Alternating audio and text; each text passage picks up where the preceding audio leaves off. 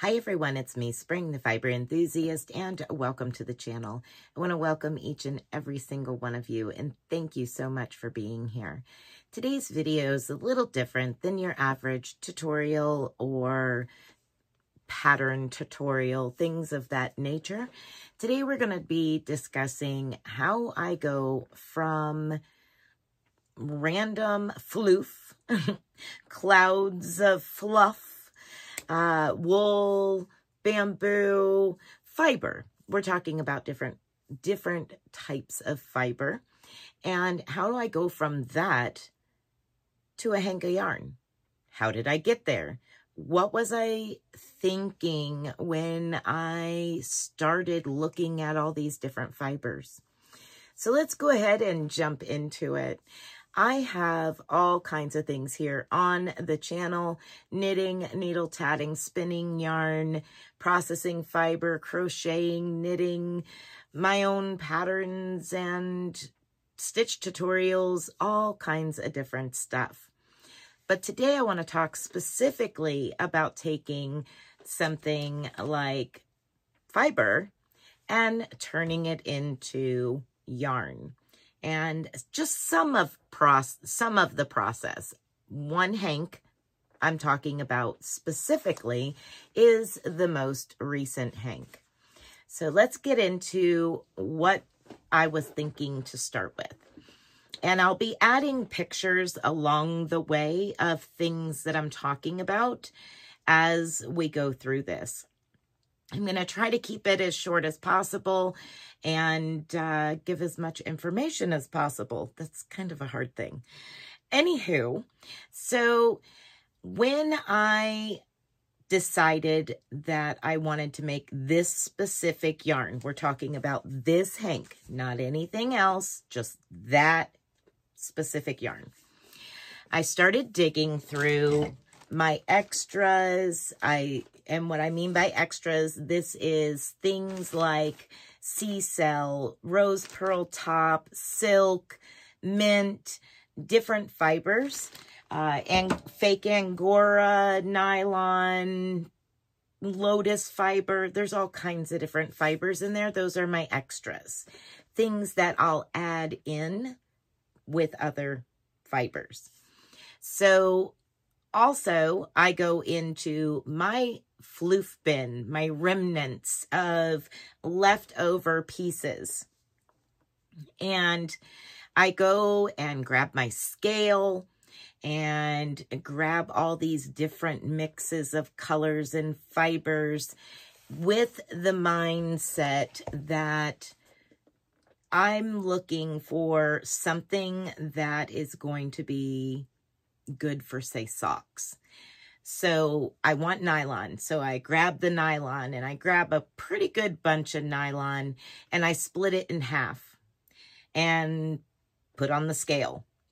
And then I say, you know what? Some silk would be really nice to add into that. And I'll grab my little bundle of silk and I'll pull some off and add some silk to the mix.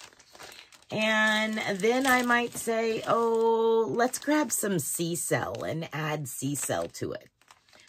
Why not, right? So the whole time I'm taking a section of it and splitting it exactly in half and taking one half, and I'm starting to pile up on my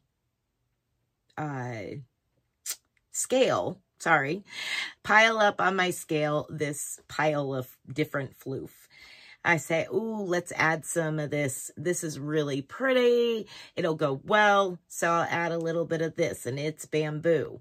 And then I look at another one and I go, ooh, I like that color that it's already previously dyed. I don't have to mess with it. Ooh, I like that color, and add that, you know, and just keep doing that. And then I get to a point where I've got, you know, maybe 25% of these miscellaneous fibers, nylon, and 50% left. So that 50% that I have left, I'm going to throw some merino wool in there. or maybe some cordale or something like that, some significant wool. Add that in there to beef it up, give it that good warmth yet wicking of the wool. Add that to it.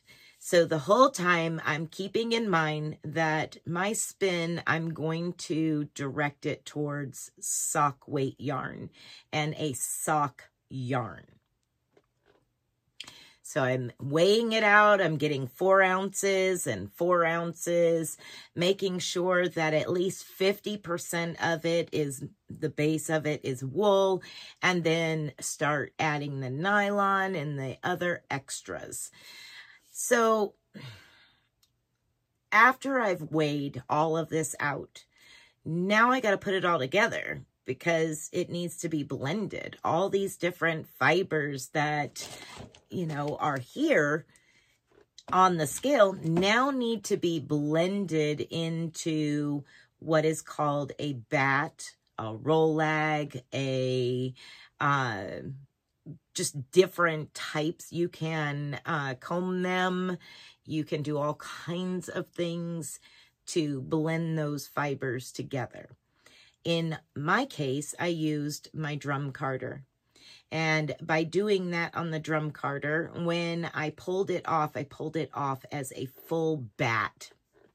So in the video that I put out of me blending all these fibers on the drum carder, at the end you see me pulling the whole thing off this big drum. And then I take that and use a diz. It's just a disc, a round disc with a hole in the center of it. So a washer, you know, is something else you could use.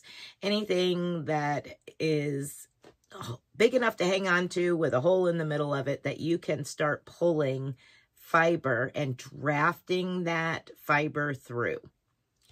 So I've got this big square bat. And I start pulling that fiber through, and I start working back and forth until I have exhausted all of that bat. And it now becomes this long piece of roving, very, very long piece of roving. And I draft it out just a little bit more just to make everything nice and neat. Everything, the fibers, everything is going one direction. Just make sure that it's got plenty of air to it. It's fluffy. Then I take it and I create what's called nests.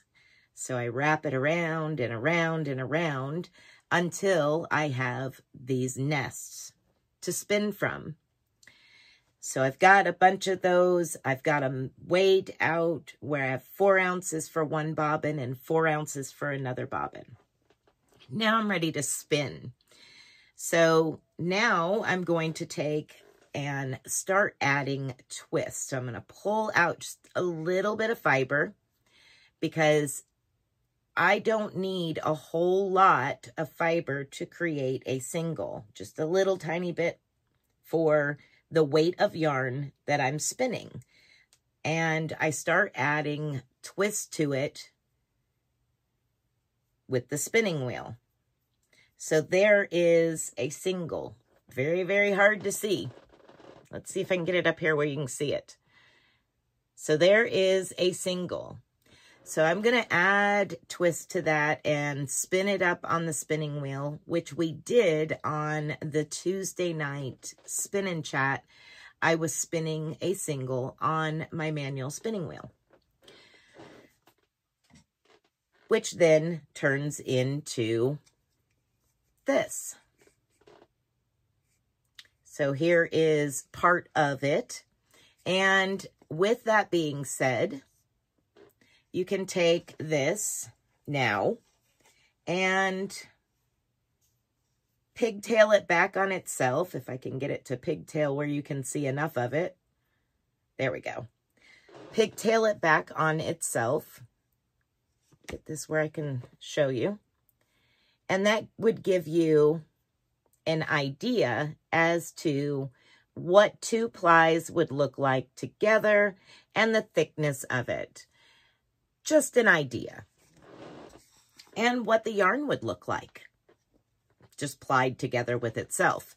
So once I have my 2 bobbins filled, I now can ply them together. And the singles are spun in a Z twist, and the plying was done in an S twist.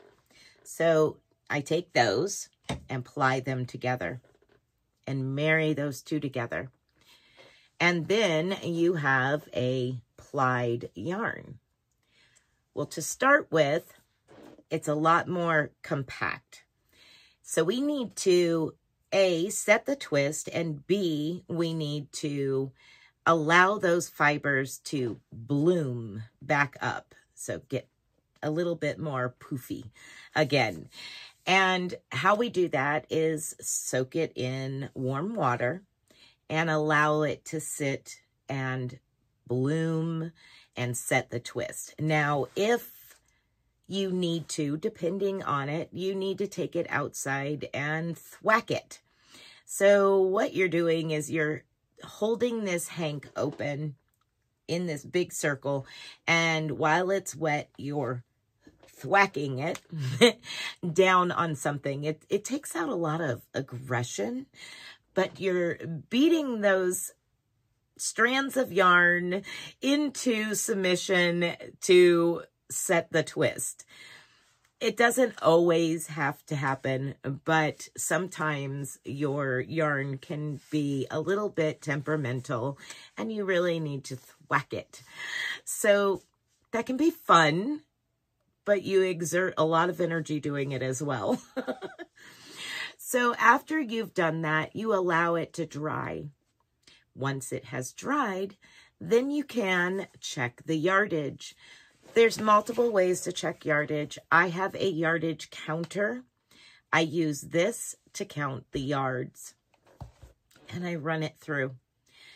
Once I have count the yardage on it, I now can hank it up, make sure there's all the ties on it that need to be on it, and now I can fill out my information.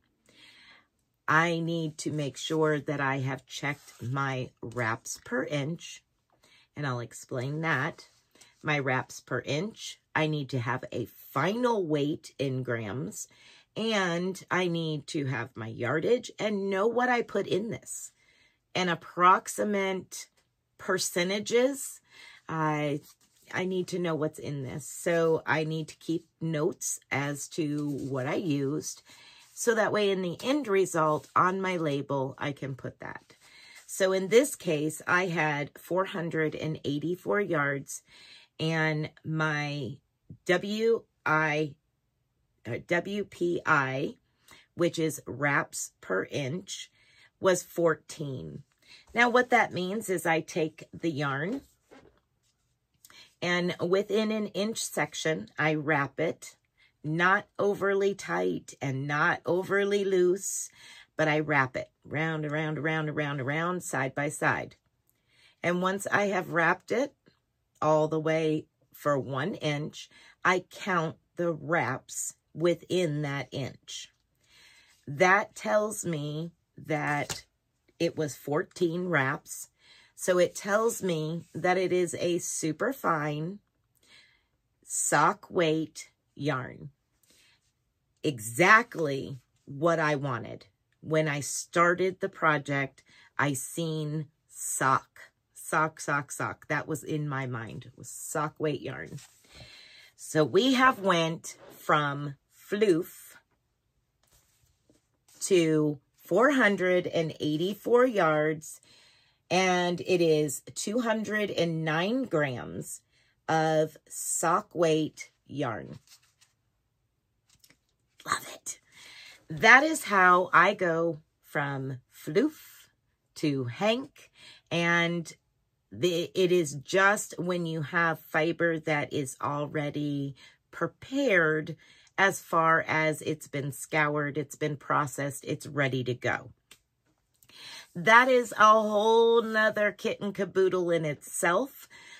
processing the fiber and preparing it to be like this to use for spinning. So that's a whole nother process in general. This right here is only about how we went from Floof to Hank. All right, everyone. If you have any further questions, please feel free to ask me down below in the comment section or reach out to me in the private email, the Facebook group, Instagram, however you wish. All of the ways to contact me through social media and my email is listed down below each and every video in the description box. I hope that this has helped you understand my process that I went through to get this hank of yarn and many other hanks of yarn. And again, thank you so much for watching, and be blessed, be a blessing, and until next time, bye for now, y'all.